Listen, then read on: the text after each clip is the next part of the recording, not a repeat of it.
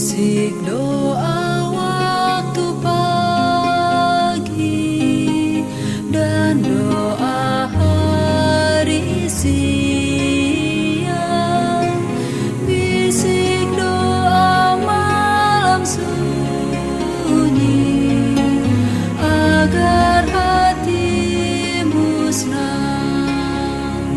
Salam sejahtera untuk kita semua, Shalom. Waktu yang indah ini kita akan gunakan bersama-sama untuk merenungkan kebenaran firman Tuhan. Sebelumnya mari kita berdoa. Bapa di sorga, kebutuhan kami saat ini ialah hadirnya kuasa Roh Kudus-Mu, kiranya boleh menerangi hati dan pikiran kami, agar kami boleh mengerti setiap firman yang akan kami baca dan renungkan. Di dalam nama Yesus kami selalu berdoa dan mengucap syukur. Amin. Judul renungan kita hari ini ialah Maut di dalam sebuah panci.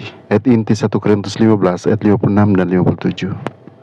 Sengat maut ialah dosa, tetapi syukur kepada Allah yang telah memberikan kepada kita kemenangan oleh Yesus Kristus Tuhan kita.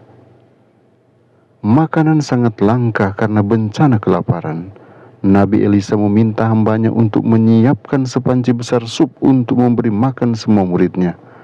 Seorang siswa keluar ke ladang untuk mengumpulkan sayur-sayuran, menemukan labu liar, memetik sebanyak mungkin dan mengirisnya, kemudian memasukkannya ke dalam rebusan tanpa menyadari bahwa itu beracun. Murid-murid pasti sangat lapar, tetapi ketika mereka mencicipi supnya, berteriaklah mereka, "Maut ada dalam kuali itu, hai abdi Allah." Elisa meminta tepung.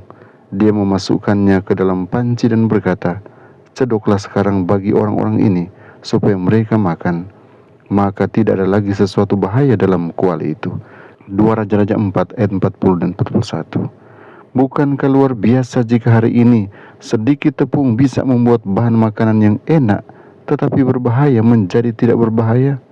Sayangnya keajaiban itu hanya terjadi kepada Elisa saja. Adalah tanggung jawab kita untuk memperhatikan dengan seksama saat yang memberi rasa pada makanan kita, karena beberapa excitotoxins seperti MSG, monosodium glutamat, dan aspartaman, bahan utama pemanis NutraSweet dan dalam menu minuman atau makanan, dapat meracuni orang-orang tertentu.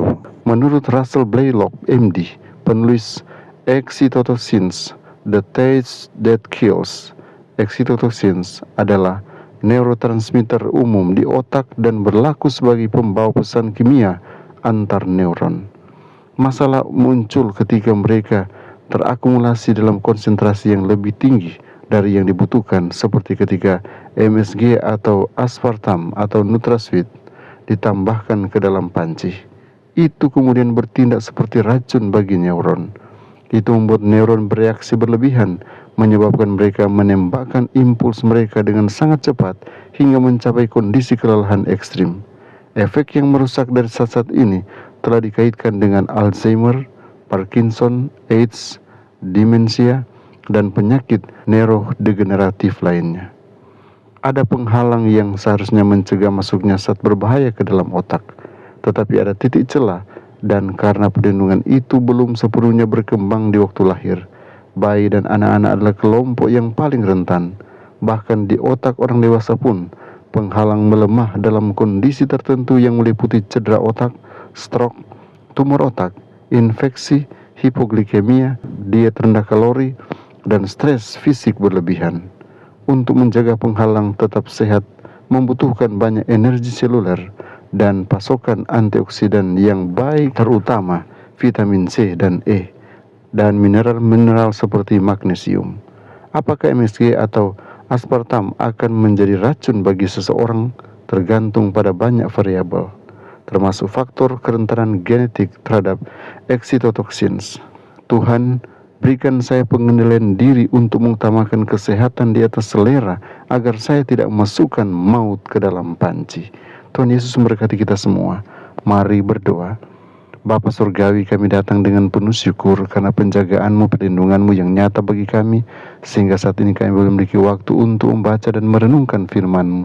Tolonglah kami agar kami boleh paham setiap firman yang sudah kami terima, dan kami boleh hidupkan dalam kehidupan nyata.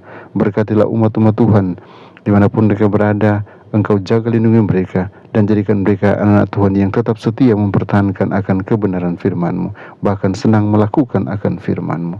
Kiranya kasih karunia-Mu dan damai sejahtera-Mu yang melampaui segala akal akan terus menyertai dan berkati anak-anak Tuhan dimanapun mereka berada. Karena hamba selalu berdoa dalam nama Yesus Tuhan dan Juru Selamat kami yang hidup. Amin.